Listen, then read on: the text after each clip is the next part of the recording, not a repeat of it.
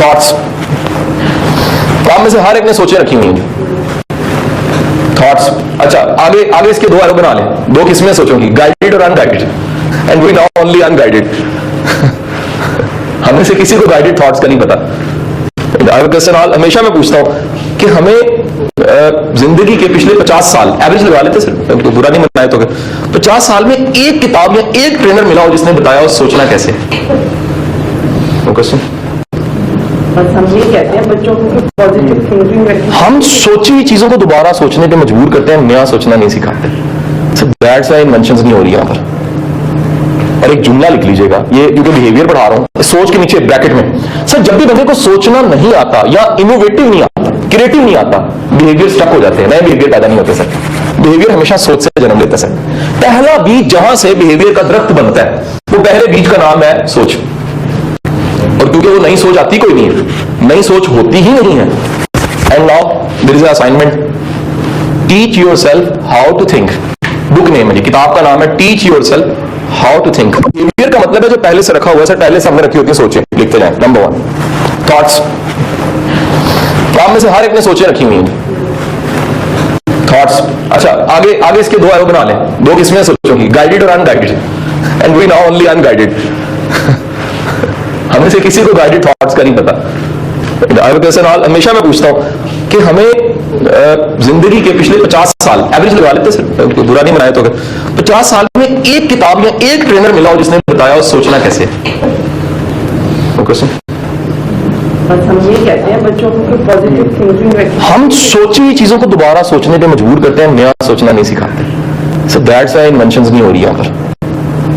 और एक जुमला लिख लीजिएगा, ये क्योंकि बिहेवियर पढ़ा रहा हूं, सोच के नीचे ब्रैकेट में, सर जब भी बंदे को सोचना नहीं आता या इनोवेटिव नहीं आता, क्रिएटिव नहीं आता, बिहेवियर स्टक हो जाते हैं, नए बिहेवियर पैदा नहीं होते sir.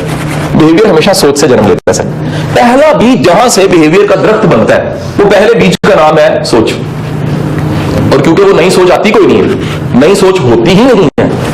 And now there is a assignment, teach yourself how to think. Book name है जी, किताब का नाम है teach yourself how to think. Teach yourself how to think by, writer है जी Edward de Bono, Edward de Bono. Edward de Bono, he is a think tank in world. दुनिया के थिंकिंग के जो गुरुज हैं, दुनिया में हर शोबे का कोई गुरु है थिंकिंग का, ये भी जिंदा है इस वक्त। एडवर्ड डी बोनो, इसकी को 50 किताबें और दुनिया के अमीर 3 ट्रेडर्स में शुमार होता है। इसकी कंसल्टेंसी आपके विशेष में फैसलाबाद नैप का सेशन दे रहा था, वहां मैंने बताया कि आपके प्रेसिडेंट भी ऐसे गुजरे जो इससे कंसल्टेंसी लेते हैं, इसको हायर करके बड़े पैसे देके इसको पाकिस्तान बुला के अपने 5 साल उन्होंने चंद ही साल पहले पूरे किए।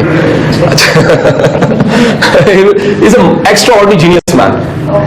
मैं सदर की बात तो करूं ट्रेनर जोन सर, और ये सिखाता है कि पॉसिबिलिटीज क्या सोचने में। वो कहता है अगर आप नया नहीं सोच सकते तो आप कभी आगे नहीं बढ़ सकते। अगर आप नया नहीं सोच सकते तो बिहेवियर से वही रहेंगे जो सीखे सिखाए हैं।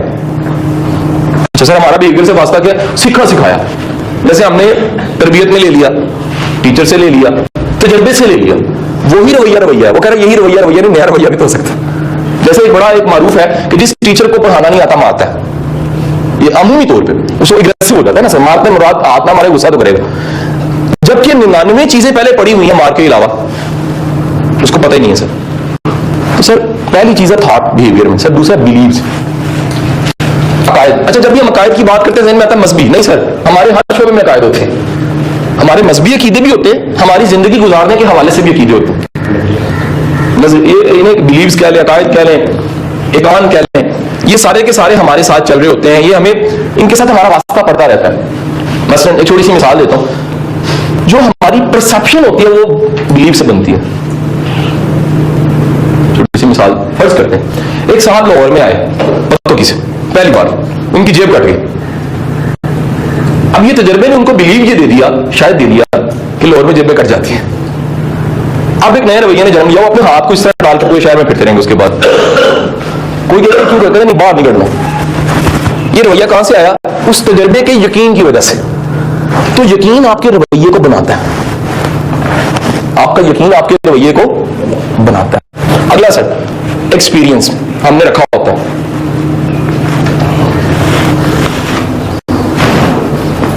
जो तजर्बा सदीक साहब का है, जो तजर्बा इशफाक साहब का है, दोनों में फर्क होगा। कैसे? इनका अपना एक्सपोजर है, सर का अपना एक्सपोजर है। जो माजी है वो हर एक का जुदा जुदा है। अच्छा, वहां से रवैये आ रहे होते हैं, दुनिया का हर थेरेपिस्ट देखता है ये रवैया आया कहां से है। I am right wrong? For example, एक बच्चा मेरे पास पिछले दिनों आया, किसी बिजनेसमैन का बच्चा था, उन्होंने कंसल्टेंसी लेनी थी, मेरी फीस ज्यादा है, उन्होंने पे कर दी। उस बच्चे में जल्दबाजी थी, हर चीज में काला, कर दो कर दो कर दो कर दो, मार दो मार दो मार दो मार दो मार दो, खा लो खा लो खा लो खा लो। वो कहते ऐसा क्यों है? मैंने कहा मेरा सवाल इससे या मेरी सारी इन्वेस्टिगेशन से ये है कि रवैया आया कहां से। पता लगा कि माजी का एक तजर्बा ऐसा था जिसमें तेजी आ गई, उसके मूड्स में तेजी आ गई। अब वो जो रवैया जहां से आता है वो तजर्बा होता है, एक्सपीरियंस। सर नेक्स्ट, तरबियत, नर्चरिंग, तरबियत। सर ये हमने रखी होती है, ये पहले से होती है, कोई बंदा माजी में जाके अपनी तरबियत नहीं बदल सकता, जो हो गई है वो हो गई है sir. Next sir knowledge, next है नॉलेज, ये भी हमने रखा होता है सर, हर एक का अपना इल्म है सर, हर बंदा अपने इल्म के मुताबिक सोचता है। एक किताब है सर बड़ी मारूफ, ये इधर मैं होल्ड करके दोबारा इसको जोड़ूंगा। एक किताब का नाम है, आप सब जानते हैं इस किताब को, उस किताब का नाम है कश्फुल माजूब। कश्फुल माजूब है अली बिन उस्मान अल हजवेर की किताब, मारूफ किताब है। दुनिया में किताब की ताकत ये भी होती है कि 1000 साल बाद भी जिंदा हो, 1000 साल बाद भी किताब मौजूद है अपनी तकरीबन असल हालत में सर। ये किताब का कमाल यह है कि इसमें कई ऐसे जुमले हैं जो आपको कहीं नहीं मिलेंगे सर, एक्स्ट्राऑर्डिनरी जुमले, छोटे हैं, विजडम बहुत बड़े। इसमें जुमला है कि बर्तन से निकलेगा वही जो उसमें डाला गया है। तो बिहेवियर मैनेजमेंट समझने के लिए इससे बेहतरीन जुमला कोई नहीं है, बर्तन से निकलेगा वही जो उसमें डाला गया। सर जो तजर्बा, जो नर्चरिंग, जो इल्म पहले से मौजूद है, रवैये ने उधर से जन्म लेना सर। मैं आपको एक बड़ी और सी मिसाल देता हूं, लेकिन आप उसको इसलिए एंजॉय करेंगे, इसको होल्ड करने में बड़ी चीजों को अपनी जिंदगी के छोटे छोटे तजर्बों से समझता हूं। मेरे 2 बेटे, एक छोटी बेटी है जी, बेटी 2 साल की है। बेटी ने कभी कोई एनिमल नहीं देखा कैट के अलावा, कैट उसने कॉमन थी, घर में मौजूद थी। उसकी जिंदगी में पहला एनिमल जो आया वो बकरा था, क्योंकि बड़ी ईद पे आता है और होश जिसमें बोलती है, उस अभी आया पिछली ईद पे, उसने बकरे शकरे देखे, उसका ऑब्वियसली उसकी प्रोनाउंसिएशन अच्छी नहीं है, तो उसने उसको बाका कहा, बाका, ये बाका है। आगे बड़ा मजेदार काम हुआ, वो डोंकी को देखती कहती बाका है, बड़ा बाका। मैं बताना ही चाह रहा हूं सर, जिसका एक्सपोजर ही बाका है सिर्फ, उसके लिए हर चीज बाका ही है। कोई बड़ा बाका है, कोई छोटा बाका है। मेरी बात फिक्की की नहीं की सर। सर बड़े लोग सर ज़हनी तौर पे कुएं के मेंढक होते हैं। ऐसे मैं दुनिया की हर ट्रेनिंग में जाके कहता हूं खुदा के लिए अंदर से बड़े इंसान बने, ओहदे से बड़ा नहीं होता बंदा। यकीन नहीं आता तो 21वें 20वें ग्रेड पे बैठे लोग ज़हनी तौर पे छोटे हैं, रवैये छोटे हैं, दिल चिड़ जितना है ओदा पहाड़ जितना। मिनिस्टर ऐसे हैं, मैं आपको नाम क्या लूंगा, छोड़ क्या क्या बताऊं आपको मैं, राम कहानी, दर्द की कहानी। और मैंने यकीन करें छोटे छोटे लोगों के हौसले तेज देखें। सिर्फ वजह क्या है कि सर जो अंदर की वुसअत है वो रवैये को जन्म देती है सर इसे कहते हैं पर्सनैलिटी टाइप। अगला पॉइंट, आपकी जो शख्सियत की किस्म होती है ना सर, ये आपके पास नहीं होती सर। आप में से कुछ लोग एक्सट्रोवर्ड होंगे, कुछ लोग इंट्रोवर्ड, कुछ लोग जो उनसे हैं बड़े मिलनसार हैं, कुछ लोग मिलनसार नहीं है, कुछ लोग कंजर्वेटिव, कुछ लोग बहुत जल्दी ट्रस्ट कर लेते हैं। हमें से कई कुछ लोग ऐसे बैठे हुए हैं, पता लग जाता है। कुछ लोग ट्रस्ट नहीं करते किसी पे, करना ही नहीं चाहिए। अच्छा, कुछ लोग ऐसे बैठे हुए हैं जो अंदर से उनके पीस है, वो कहते हैं वजह नहीं पता, बस सुकून बढ़े। कुछ लोग कहते हैं सर सारा कुछ है, सुकून कोई नहीं sir. Personality types, personality type से जन्म लेता है भैया, ये पहले से रखी हुई चीजें सर। नेक्स्ट, फितरत, जिसे नेचर कहते हैं सर। ये कितने थे पॉइंट जरा सर? 7 सर। आखिरी 2 पे स्टार लगा लें सर। अपने से मैथमेटिक्स किसी ने थोड़ा बहुत बेसिक पढ़ा हो, जानते होंगे सर, कुछ लोग अच्छे मैथमेटिशियंस भी बैठे होंगे सर। मैथमेटिक्स में 2 होते हैं, variable factors, constant factors. Constant factor बदले नहीं जा सकते, वेरिएबल फैक्टर बदले जा सकते हैं sir. Point to be noted, ये पहले 5 वेरिएबल फैक्टर हैं। वेरिएबल से मुराद कुछ ना कुछ बदला थोड़ा बहुत जा सकता है। माजी के तजर्बे का मान ही बदला जा सकता है, तजर्बा नहीं बदला जा सकता। मतलब मेरे पास एक मोहतरमा पिछले दिन आई, कहती मेरे साथ ये ज्यादती हुई थी फलानी जगह। मैं कहा देखें मैं ज्यादती नहीं बदल सकता, इस ज्यादती में से आपको एक अच्छी चीज बता देता हूं। उसने कहा बताइए। मैंने बताई, वो कहती सर कमाल, मेरा बोझ हल्का हो गया। मैंने क्या किया, जस्ट उस ज्यादती से जो वो मानी ले रही थी, उस मानी को चेंज कर दिया। मेरी बात समझे नहीं? समझा कायल करके, नई बात बता के। सर ये 2 लास्ट जो हैं कांस्टेंट फैक्टर हैं सर। ना पर्सनैलिटी टाइप बदलती है। अल्लाह ने जिस सांचे में पैदा किया वो सांचा नहीं बदला जा सकता सर, और ना नेचर बदली जा सकती है। रसूल खुदा का फरमान है कि ओहद का पहाड़ सोने का हो गया शायद माना जा सकता है, लेकिन अगर फितरत इंसान बदल गई है तो नहीं माना जा सकता सर। इंसान की फितरत नहीं बदलती। इंसान की फितरत एक सर, फितरत एक अलग टॉपिक ऑफ डिस्कशन है, मुख्तसर बता देता हूं सर। फितरत के भी 3 हिस्से हैं, इस पे काम करने वाले बताते हैं। फितरत का एक वो हिस्सा है जो डी कोड नहीं होता, फिक्स कोडिंग में है सर। जैसे शेर घास नहीं खा सकता, जैसे मुर्गा दहाड़ नहीं सकता, यानी जो चीज कैद है डी कोड नहीं होती। डी कोड है, जैसे चेंज हलाया भी नहीं जा सकता सर। नेचर का एक पार्ट है फोर फादर से, ये 4 5 6 इसे कहते हैं जीन्स मेमोरी, नया इन्होंने वर्ड बना लिया सर। ये फोर फादर से चलता है सर। नेचर वाले वर्ड पूरे कर लिए, एक डी कोड नहीं हो सकता, एक फोर फादर हिस्ट्री सर। एक लर्न, कुछ चीजें ऐसी फिक्स लर्न हो जाती हैं, वो चेंज नहीं होती सर। नेचर जस्ट मैनेज की जा सकती है, चेंज नहीं की जा सकती। मैं फर्ज कर लेता हूं, मैं कंजूस इंसान, फर्ज करते हैं मैं इसको मैनेज तो कर सकता हूं, चेंज नहीं कर सकता। अगर ये मेरी फितरत है। एक चीज मिस हो गई है सर इसमें, जो वेरिएबल फैक्टर्स थे वो आप लिख लीजिएगा, वो थी हैबिट्स। अलग एक स्टार लगा के पॉइंट बना लें कुछ भी। हैबिट्स, आदत। आदत जो सी हैं वो ये भी हमारे बिहेवियर का हिस्सा है, हमने रखी होती हैं। तो यहां तक पहुंच गई clear? Now the topic is, हमारा सर टॉपिक आज का ये है कि किस तरह से ये 5-6 चीजों को मैनेज करना है। The management of thoughts, the management of next nurturing beliefs, habits, knowledge. अच्छा जी, ले सर मैं आपको एक छोटा सा मैं एक पुराना वाकया सुनाता हूं जो सबको पता है कि दुनिया का ये यकीन था दुनिया वालों का कि दुनिया चपटी है। ये बिलीव था। शायद आपको पता कि नहीं पता, जब दुनिया में पहली बार ये बात हुई थी कि दुनिया गोल है तो कत्ल कर दिया गया था बंदा। यानी ये एक, इसे कहते हैं मजहबी यकीन की हद तक लोगों को यकीन था कि दुनिया चपटी है, गोल नहीं है, स्ट्रेट है। जिसने पहली बार बात की थी उसकी दौड़े लगी थी। अच्छा, मेरा एक सवाल था डॉक्टर ताहिर से कि डॉक्टर साहब फारूकाबाद भी सर्व करते रहे, फाउंटेन हाउस, बाकी कई जगहों पे भी, मेरा क्लास फेलो भी है। मैंने कहा डॉक्टर साहब पागल खाने में है, वर्ड तो अच्छा नहीं, इसको हमने चेंज कर दिया, लेकिन असर इसका समझाने में ज्यादा है। सबसे ज्यादा पागलों को तकलीफ कब होती है? मेरे मुंह की तरफ देख के मुस्कुराने लगा, कहता है बताऊं? मैं कहा जी बताएं। कहता है जब कोई पागल ठीक होकर जाने लगता है, वो कहते हैं ये क्या हुआ, हमारे जैसा ही एक बंदा हम में से अलग कैसे हो गया? अब मेरी बात ही समझ रहे सर। याद रखिएगा जब भी बिलीव टूटता तकलीफ होती है। मसलन मेरा बिलीव था मेरा प्रा है, मेरा यकीन था, बिलीव टूट गया। अगर यकीन या तवक्का टूटेगा तो क्या होगा? मुझे तकलीफ होगी सर। सर याद रखिएगा वो तकलीफ होना एक पॉइंट बड़ा गहरा है। अगर मैं पहले ही सोच लूं कि ये तवक्का टूट सकती है तो मुझे तकलीफ नहीं होगी। सर मैं सोचूं हादसे छोटे मोटे हो ही जाते हैं, गाड़ी लग ही जाती है। अगर मैं सोचूं, अगर मुझे पता ऐसा हो जाता है सड़क पे आने से गाड़ी लग जाती है, सर मेरा रवैया नेगेटिव नहीं हो सकता। लेकिन अगर मैंने कभी सोचा ही नहीं है और मेरा यकीन है कि ऐसा नहीं होता, तो सर जब होगा मेरा रवैया क्या होगा? सर नेगेटिव हो जाएगा।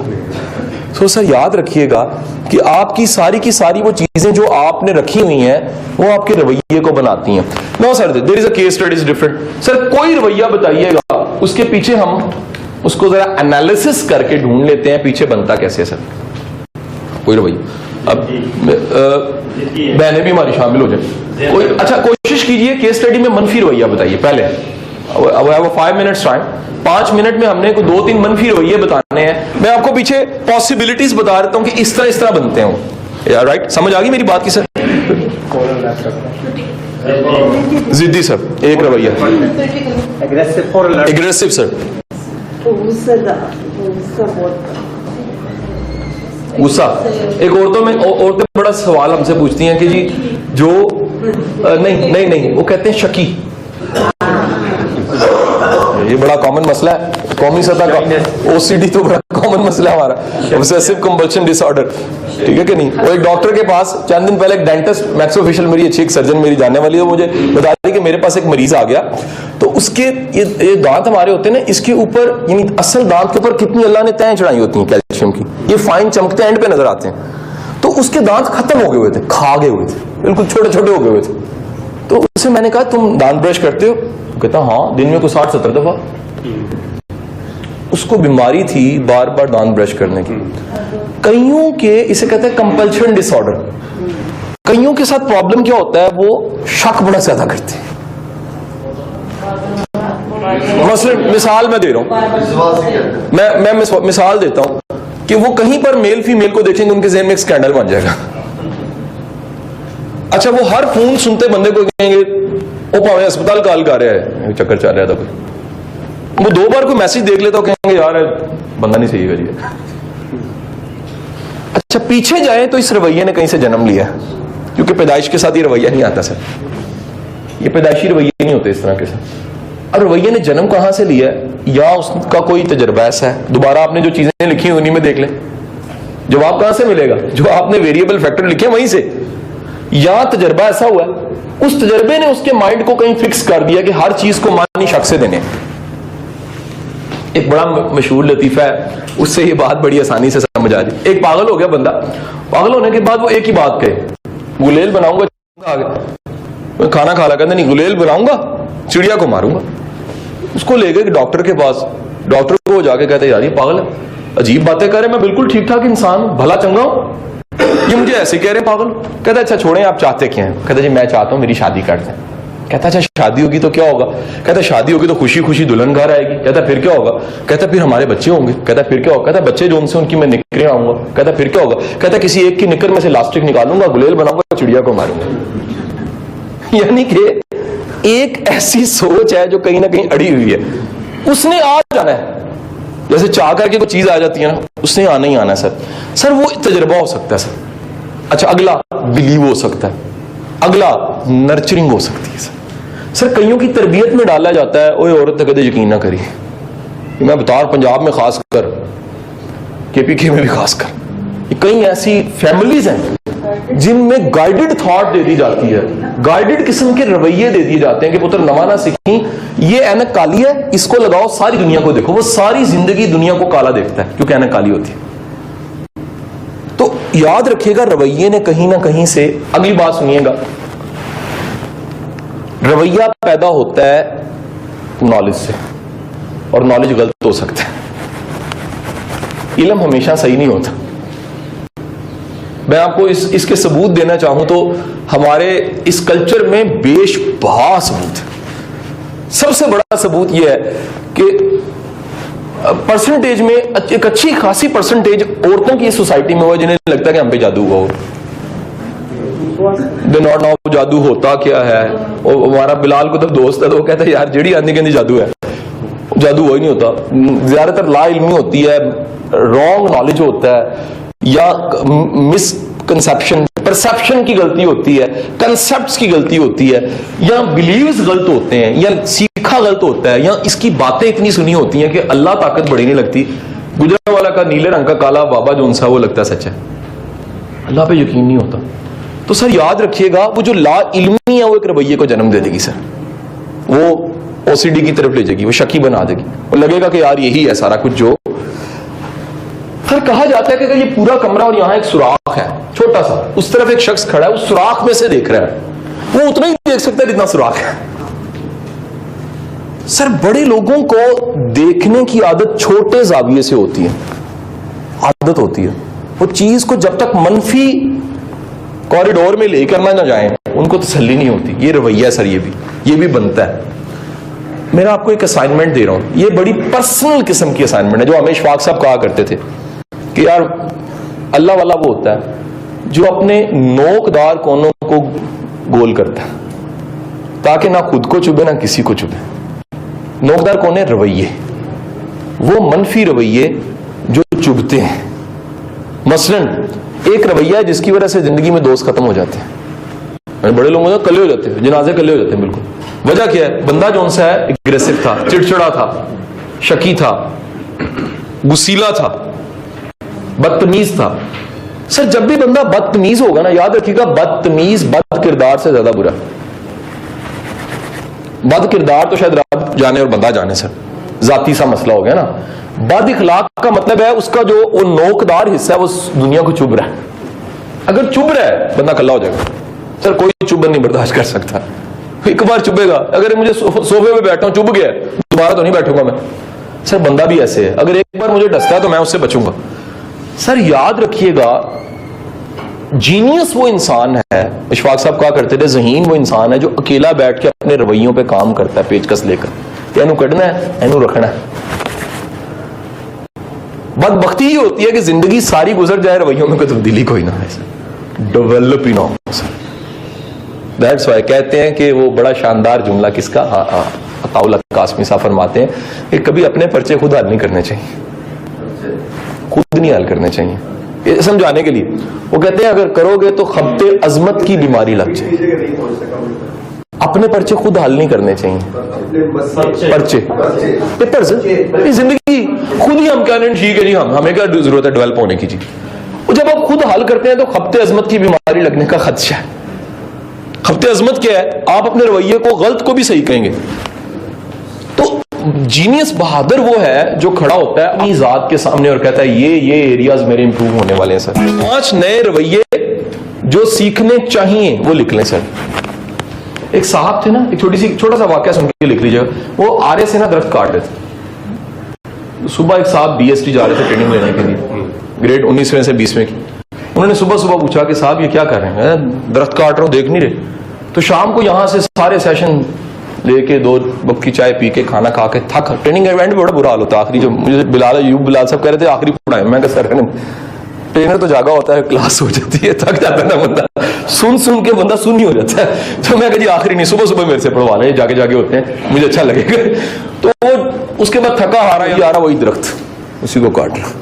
कहता बाबा जी ये दरख्त नहीं कटे ताड़े को। कहना पुत्र मेरा आरा खुंड है। कहना इन्हें तेज कर लेना सी। कहना इन्ना टाइम नहीं मेरे को, दिन जाया हो चुके। सर बड़े लोग जिंदगी के साथ भी ऐसा ही करते हैं। जिंदगी सारी गुजर जाती, कहीं सोचते नहीं है 5 नए रवैये सीखने कौन से। आरा तेजी कर ले सर, कुछ ना कुछ तो फर्क पड़े। सर कुछ रवैया मैं लिखवा रहा हूं, अगर पूरे नहीं है तो कर लीजिए। सर नंबर 1 रवैया सर लर्निंग एटीट्यूड, सर सीखने वाला रवैया। सर बड़े लोगों का नहीं होता, बड़े लोग सीख नहीं सकते जी। बड़े लोग जो उनसे हैं वो उनमें सीखने की कह लीजिए कि सलाहियत ही नहीं रहती। उसका मैं आपको सबूत दे देता हूं। सर जब भी लर्निंग एटीट्यूड होगा ना तो आप किताब जरूर होगी आपके पास। अच्छा लर्निंग एटीट्यूड नहीं होता सर, बंदे लोग किताबें नहीं पढ़ते सर। अच्छा मैं इसको टेस्ट बड़े छोटे टेस्टर्स बनाए हुए, मैं कहता हूं सर आप ट्रैवल करते हैं आपकी गाड़ी में कितनी किताबें पढ़ी हुई हैं सर? लोगों का जवाब होता है 0। मैं कहता हूं पाना पढ़ा हुआ, कहते हैं हाँ पढ़ा हुआ। मैं रेंच पढ़ा हुआ, स्टेपनी पढ़ी हुई है। किताब क्यों नहीं है? जरूरत ही नहीं है सर। बंदा उस चीज को कैरी करता है जिसकी जरूरत होती है। Point to be noted sir. Next मैं कहता हूं जी आप में से लाहौर से कौन से अफराद हैं? लाहौर वाले जरा हाथ खड़ा करें। लाहौर में जितनी इल्मी अदबी एक्टिविटीज हो रही हैं आपको पता है? लाहौर में हस्तो नीस में एक्टिविटीज हो रही हैं सर, हमें नहीं पता। लाहौर में दबिस्तान में हो रही हैं एक्टिविटीज, हमें नहीं पता। पाकटी हाउस में हो रही है, नैरिंग में हो रही है, हमें नहीं पता। लाहौर में सूरा सदफ का पिलाक पंजाबी जोन सा है कॉम्प्लेक्स हो रही है एक्टिविटीज, हमें नहीं पता। लाहौर में रीडिंग के अंदर एक दिन हफ्ते में मुसलसल हुसैन तारड़ साहब बैठते हैं, हमें नहीं पता। लाहौर में जुम्मे वाले दिन इशफाक साहब के घर में बानो बैठती है एक दिन हफ्ते में, सिर्फ 1 घंटे के लिए, हमें नहीं पता। सर मुझे बताइएगा जब इल्म वाले का बैठक आबाद ही ना हो तो सर फिर पाकिस्तान का वही हाल होगा जो हो रहा है। तो सर याद रखिएगा जब भी लर्निंग बिहेवियर होता है सर, आप पूरे शहर में जहां जहां इल्म मिल रहा है आप ढूंढने लग पड़ते हैं सर। खुश इखलाकी सर याद रखिएगा इस पे होने वाली जितनी रिसर्च, मैं मजहब पे अगर जाऊं तो एक हदीस ही कमाल है सर। तुर्मुज़ी में इरशाद आली आपका आप फरमाते हैं कि क़यामत के रोज मोमिन के नामा अमाल में सबसे कीमती चीज इखलाक, हुस्न इखलाक हो, सबसे कीमती चीज। इखलाक बेहतरीन है सर। अच्छा सर एक मेरा आपसे सवाल है, इखलाक का मतलब क्या है? इखलाक यकीन कीजिएगा, जब तक ये जो इरशाद अली आपने फरमाया, जो मैंने हदीस आपके सामने पेश की, जब तक उस जाते ग्रामी का इखलाक नहीं देखेंगे ना, इखलाक समझ नहीं आएगा। इखलाक का मतलब है कि अगला बुरा कर रहा है, आप अच्छा कर रहे हैं, क्योंकि बिहेवियर के मुताबिक आपने अच्छा रखा हुआ है तो अच्छा कर रहे हैं ना सर। सर अच्छा होगा ही नहीं तो अच्छा करेंगे कैसे सर? तो सर जब आपका इखलाक अच्छा होता है, ये रिसर्च है गोरे की सर, ये लिख लीजिएगा जी, वो कह रहे हैं जिंदगी में अपॉर्चुनिटीज आगे बढ़ने की उनको ज्यादा आती जिनका इखलाक अच्छा होता। किताब का नाम भी अपॉर्चुनिटिस्ट। अपॉर्चुनिटिस्ट, वो अपॉर्चुनिटीज को अलग से लिखना चाहे तो वो एक सर, ये भी एक साहब को मैं लिखवाता जा रहा हूं होल्ड करने वाली चीजें, ये भी सर अपॉर्चुनिटिस्ट, ये किताब का नाम लिख लीजिएगा, इसको एंड पे डिस्कस करना सर। हम दुनिया में 2 बैंक होते हैं सर, जहां से बंदे की वर्थ आमतौर पर पहचानी जाती है। दुनियावी लिहाज से बैंक बैलेंस, पैसा। दुनिया में दूसरा बैंक है पीपल बैंक, आपकी जिंदगी में लोग कितने जुड़े हुए हैं। मैं कहता हूं हेड मास्टर वाहिद बंदा है सर जिसके साथ हजारों जुड़े होते हैं, सोसाइटी का वास्ता पड़ता है। कोई अटेस्टेशन कराने आ रहा है, कोई किसी काम के सिलसिले में आ रहा है, किसी ने कोई गाइडेंस नहीं है, कोई एडमिशन के लिए आ गया है, किसी का कोई कॉन्फ्लिक्ट है, किसी का कोई मसला है, कोई इलेक्शन का बूथ बन गया है, सारी चीजें साथ। सर अगर आपका इखलाक अच्छा है, आपका पीपल बैंक बढ़ना शुरू हो जाएगा। मैंने 2 काम कॉन्शियस जिंदगी में करके देखे सर, एक इस इखलाक के जरिए, दूसरा सर मैंने एक सोचा कि मैं बड़ा एक महदूद सा इंसान हूं, मेरा इल्म थोड़ा है, मैंने बड़ों से सीखा है, लेकिन मेरा एक्सपोजर बढ़ना चाहिए। मैंने क्या किया, पिछले 2 साल पहले का वाकया, मैंने हफ्ते में 1 दिन रेडियो करना शुरू कर दिया। मैंने रेडियो में यह किया कि मैंने इस सोसाइटी में सक्सेस स्टोरीज ढूंढनी शुरू की।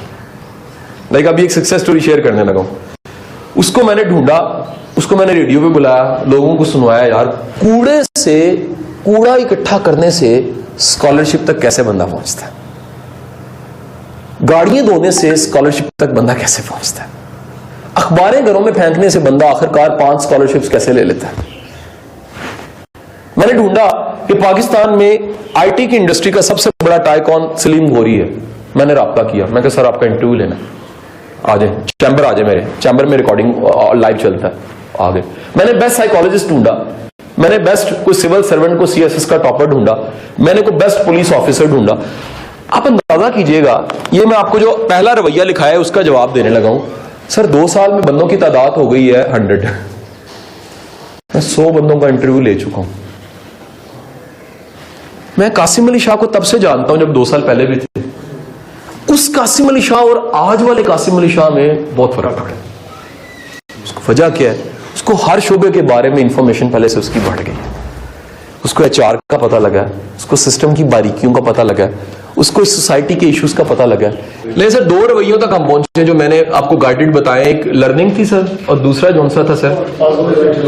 तीसरा रवैया प्रोग्रेसिव एटीट्यूड, आगे बढ़ने वाला रवैया। अभी हमें 2 वीडियोस देखनी है, दोनों वीडियोस ही बड़ी इंपॉर्टेंट है सर। पहली इस रवैये की वजह से, 2 रवैयों की वजह से, 2 रवैये इसमें अभी आ जाएंगे इस वीडियो में। एक रवैया है सर प्रोग्रेसिव एटीट्यूड, और दूसरा रवैया लर्निंग का। ये लड़के की सच्ची कहानी है। ये आज से कुछ 1.5 साल पहले किसी हमारे ट्रेनर है रेहान अल्लाह वाला, कॉर्पोरेट ट्रेनर है, एजुकेशन का भी काम बड़ा कराची में कर रहे हैं। उन्होंने न्यूयॉर्क में फिर रहे थे, गली में एक बंदा देखा, उससे पूछा hello man are you Pakistani? कहते yes I am Pakistani. From? कहता फ्रॉम लाहौर। From where?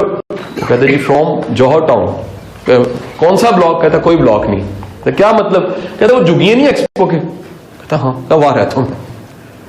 यहां कैसे आ गए? कहता फेलोशिप लगी है जी, मैं तो एजाज से है यहाँ पर। कहता किस तरह?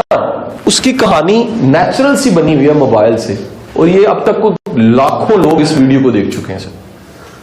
और ये डीएसडी में एक सच्चा वाकया ये है कि मैं एक दफा वीडियो दिखा रहा था, किसी ने इधर ऑफिशियल तस्वीर बनाई, फेसबुक पे गई, इस लड़के ने मुझे राब्ता कर लिया। सर कितने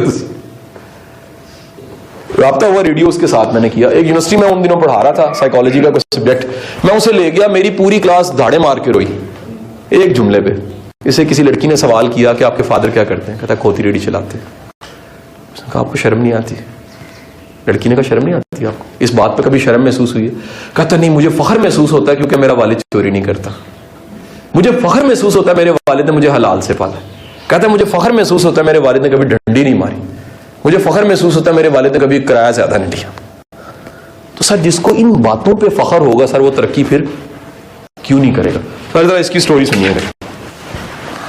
जी आज मैं न्यूयॉर्क में हूँ और आज एक मुझे बहुत ही गज़ब के पाकिस्तानी से मुलाकात हुई है और मैं इनकी स्टोरी आपके साथ शेयर करना चाहता हूँ। साबिर भाई आप अपनी स्टोरी शुरू से सुनाएं कि वो कूड़ा चुनने से शुरू करें। Thank you so much Riyan भाई। मेरे बचपन का आगाज कूड़ा चुनने से हुआ था। जैसे मैंने आपको बताया, मैं पाकिस्तान में जो झोंपड़ी में लोग रहते हैं उन्हीं में से एक हूँ और मेरे अब्बू गधा गाड़ी चलाते हैं और मेरी अम्मी घरों में मासी के तौर पे काम करती है। और मुझे बचपन से मेरे अंदर एक बहुत बुरी आदत कि मुझे पढ़ने का शौक था और जब मैं कूड़ा चुना करता था तो मैं कूड़ा चुनने के अलावा अखबारों को पढ़ना शुरू कर देता था, जिसकी वजह से मुझे डांट भी पड़ती थी और लोग मुझे समझते थे कि मेरे कज़न कि मैं पागल हो गया हूँ, मेरा दिमाग काम करना छोड़ गए और मैं कुछ नहीं कर सकता और वक्त ज़ाया कर रहा हूँ अखबार पढ़ने में। मगर मेरी जिद ने मुझे आखिरकार एक स्कूल तक पहुँचा दिया और मेरे ख्याल में ये मेरी ज़िंदगी का एक बहुत ही मुख्तलिफ मोड़ है, क्योंकि मैं अपनी कम्युनिटी में जिसे लोग मसल्ली, चंगड़, चूड़े कहते हैं, उसका पहला पढ़ा लिखा बंदा हूँ जो अंग्रेजी में भी बात कर सकता है। और मैंने पढ़ना शुरू कर दिया। इस तरह मुझे जो मेरी रूटीन होती थी, मुझे अपने माँ बाप को पैसे कमा कर देने होते थे। मैं सुबह सुबह उठता था, अपना कूड़े का बैग पकड़ता था और मैं मुख्तलिफ मार्केटों में, घरों के सामने जहाँ भी मुझे कूड़ा मिलता था, प्लास्टिक, लोहा, टिन, जो भी बोतलें मिलती थी, गत्ता मिलता था, मुझसे चुना करता था। उसके बाद अपने घर आता था, उसको कूड़े को रखता था, हाथ मुंह धोकर स्कूल की तरफ भाग जाता था और सारा दिन उधर स्कूल में गुजारा करता था। स्कूल में भी मुझे बहुत से मुख्तलिफ तस्सुबात का सामना करना पड़ता था। जैसे मेरे टीचर समझते थे कि मैं मसलियां दा मुंडा थे, मेरा दिमाग कम नहीं कर सकता, दे कंसिडर्ड मी डम। और मेरे ख्याल में ये मेरे लिए ये एक बहुत बड़ी वो थी कि I have to prove myself, और मैं उसके लिए ज़्यादा दिल लगी से पढ़ता था। और मेरी एक आदत थी कि मैं रीडिंग करता था और जिससे मुझे बाकी स्कूल वाले बच्चों की निस्बत मुझे एक एज आता था कि मैं पढ़ सकता था। इसी तरह मैंने अपनी 5वीं जमात और 6ठी जमात से फीलिंग वेरी इमोशनल ध्यान। इसी तरह मैंने 5वीं और 6ठी जमात में अपनी अंग्रेजी पढ़ना शुरू किया और मेरे लिए अंग्रेजी सीखना एक बहुत ही मुख्तलिफ तजर्बा था। जैसा कि अंग्रेजी में बड़े हरूफ होते हैं, कैपिटल लेटर्स होते हैं और स्मॉल लेटर्स होते हैं, और मुझे बिल्कुल ये सेंस नहीं होती थी कि अगर हमारे पास बड़े हरूफ है तो मैं स्मॉल लेटर्स को यूज करने की क्या जरूरत है। इसने मेरा बहुत अच्छा खासा वक्त लिया। मगर मुझे पहली दफा जब अंग्रेजी से इंट्रोडक्शन हुआ तो मुझे एहसास हुआ कि पाकिस्तान में जिन लोगों को अंग्रेजी बोलना आता है उनको लोग मुख्तलिफ अंदाज में ट्रीट करते हैं। तो ये भी मेरे लिए एक बड़ा, मुझे बचपन से इस बात की रियलाइज हो गया अगर मैं इंग्लिश सीख सकता हूँ तो सोसाइटी मुझे मुख्तलिफ अंदाज में ट्रीट करना शुरू कर देगी। इसी तरह मैंने अंग्रेजी सीखना शुरू किया और मैंने अपनी 2 नोटबुक्स सिर्फ यही लिखने में कर दी। मुझे लगता था कि जो भी बंदा मेरा इंट्रोडक्शन ज्वाइनिंग राइटिंग से हुआ था और मुझे बड़ी अजीब लगती थी कि रेहान साहब जब आप ज्वाइनिंग राइटिंग लिखते तो वो ऐसे लिखा होता है कि किसी ने ये ऐसे लिख दिया है। तो मेरे लिए ये मैंने अपनी 2 नोटबुक्स इसलिए भरती कि शायद मैं अंग्रेजी लिख रहा हूँ। मुझे बहुत बाद में जब टीचर से थप्पड़ पड़े कि आपने 2 अपनी कापियां ज़ाया कर दी तो मुझे अंदाज हुआ कि ये अंग्रेजी ऐसे लिखी जाती है। खैर मैंने अंग्रेजी सीखी, मैंने बड़ी शिद्दत से अंग्रेजी सीखी। मैंने टेंसेस सीखे, मैंने एक्टिव पैसिव वॉइस सीखे, मैंने डायरेक्ट इनडायरेक्ट सीखे, मैंने एनालिसिस करना सीखा। मैंने एक ग्रामर पढ़ी जो एक इंडिया से उस वक्त मिला करती थी, हाई स्कूल ग्रामेटिकल कंपोजिशन, और इसे रैंडन मार्टन ने लिखा था जो बहुत ही जबरदस्त है। मैं बच्चों को अभी भी रिकमेंड करता हूँ ट्यूशन पढ़ाते हुए। तो इस तरह मेरे अंग्रेजी का सफर जारी हुआ और मैं 8वीं जमात में मैंने अपने बोर्ड के पेपर दिए तो मेरे अपनी जमात में मैंने टॉप किया। मैंने 674 नंबर लिए थे 800 में से, और मुझे पहली दफा रोटरी क्लब ने 300 रुपए की स्कॉलरशिप दी और मैंने अपनी 9वीं 10वीं की किताबें और यूनिफॉर्म खरीदा। इस तरह मेरा ये सफर जारी रहा। मगर अब मुझे अंग्रेजी पढ़ना लिखना आ गया तो इसका सबसे बड़ा फायदा ये हुआ कि मैं अपने साथ जो मेरे साथ क्लास फेलोज थे उन्हें ट्यूशन पढ़ाना शुरू हो गया। मैं एकदम उनके घरों में जाने लग पड़ा। मैंने सुबह कूड़ा चुनने की बजाय सुबह घरों में अखबार फेंकने शुरू कर दिए। जहाँ मेरी अम्मी काम करती थी मैंने वहाँ जाकर गाड़ियाँ साफ करना शुरू कर दी। अब मैं पानी बेचने के अलावा गाड़ियाँ साफ करने का शुरू हो गया। यानी जैसे जैसे मेरी ये तलीम मिलती गई माशरे का रवैया भी बदलता गया। मगर मेरे अंदर एक वो जो तड़प थी ना कि मुझे पढ़ना है, वो मेरे अंदर और ही मुझे प्रेशराइज कर रही थी कि मुझे और पढ़ना है। मैंने साथ साथ ना सिर्फ अपनी स्कूल की किताबों के अलावा मैंने रशियन लिटरेचर पढ़ना शुरू कर दिया। मैंने जो भी मुझे मिलता था वो पढ़ना शुरू कर दिया। मैं इसमें एक बचपन का वाकया कोट करना चाहता हूँ कि जब मैं 7वीं जमात में पढ़ता था तो मुझे अभी तक याद है कि मेरी अम्मी घरों अपने सर पे एक बहुत बड़ी किताबों का दफ्तर लिए हुए आई क्योंकि पाकिस्तान में जो लोग बीकन हाउस में या लाहौर ग्रामर स्कूल में पढ़ते हैं उनकी किताबें बिल्कुल मुख्तलिफ थी। तो मुझे वो बड़ी आज भी वो मेरी जिंदगी का बेहतरीन लम्हा है कि मैंने देखा मेरी अम्मी ने गठड़ी किताबों के नीचे रखी और मैंने उसमें देखा तो उसमें से एक नॉवल था जिसे मैं भी रेहान साहब को बता रहा था कि मेरे लिए वो दुनिया का मुकद्दस तरीन किताब है। उस नॉवल का नाम मैं चाहूंगा कि हर बंदा वो नॉवल पढ़े जो जिंदगी में कोई सीखना चाहता है। उस नॉवल का नाम है ग्रेट एक्सपेक्टेशन और से बहुत मशहूर बरतानवी नॉवलिस्ट चार्ल्स डिकन ने लिखा है। और मेरे पास उस नॉवल का जो करेक्टर पिप है मेरे लिए शायद वो किरदार पिप था कि पूरी दुनिया में जिसके साथ मैं रिलेट कर सकता था, जो मेरी तरह हालात में रह रहा था और अचानक उसे कोई बेनिफैक्टर मिल गया और वो उसकी लाइफ बदल गई। तो मेरे लिए ये बहुत ही लम्हा था और अभी भी मैं उस किरदार को अपने आप से रिलेट करता हूँ और अपने उससे मुझे हौसला मिलता है। और पता नहीं मुझे क्यों फील होता है कि अगर मैंने वो नॉवल ना पढ़ा था तो मेरी जिंदगी बिल्कुल मुख्तलिफ होती। शायद मैं इस तरह ख्वाब ना देख पाता या इस तरह मैं प्लान सोच का हामिल ना हो पाता। खैर इस तरह मैंने अपना मैट्रिक किया, मैंने अकाउंटेंसी का डिप्लोमा किया, मैंने मुख्तलिफ जॉब करना शुरू कर दी, मैंने सोशल एक्टिविज्म में हिस्सा लेना शुरू कर दिया। मैंने यानी मेरे पढ़ने से मेरे बिल्कुल मेरा प्रोफाइल ही बदल गया आप इसे कह सकते हैं। मैंने लिखना शुरू कर दिया, मैं ज्यादा शिद्दत से लोगों से मिलना शुरू हो गया। मेरे अंदर जो एहसास कमतरी था कि मैं चूड़ा हूँ, मैं चंगड़ हूँ, मैं वो हूँ, वो अदब ने या लिटरेचर ने वो बदल के रख दिया। और मैं टेक अ ब्रेथ ओके इसी तरह मैंने मुख्तलिफ प्रोग्राम में अप्लाई करना शुरू कर दिया। मैं लाहौर कौंसलेट में एक खतून है जिनका मैं बहुत ही सच्चे दिल से शुक्रगुजार हूँ। उनका नाम कैथरीन खिसर था।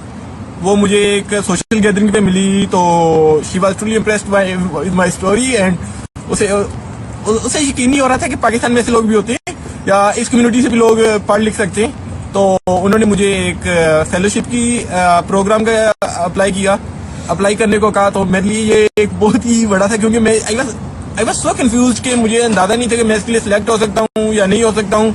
खैर आखिरी रोज मैंने उसके लिए अप्लाई किया। मैंने उनसे रिक्वेस्ट की कि मेरा कोई लेटर ऑफ रिकमेंडेशन लिख दें क्योंकि मेरा और कोई जाने वाला तो है नहीं जो मेरा लेटर ऑफ रिकमेंडेशन लिख सकता हूँ। तो उन्होंने मेरा लेटर ऑफ रिकमेंडेशन लिखा। किस्सा मुख्तसर के मैं उस प्रोग्राम के लिए सिलेक्ट हो गया।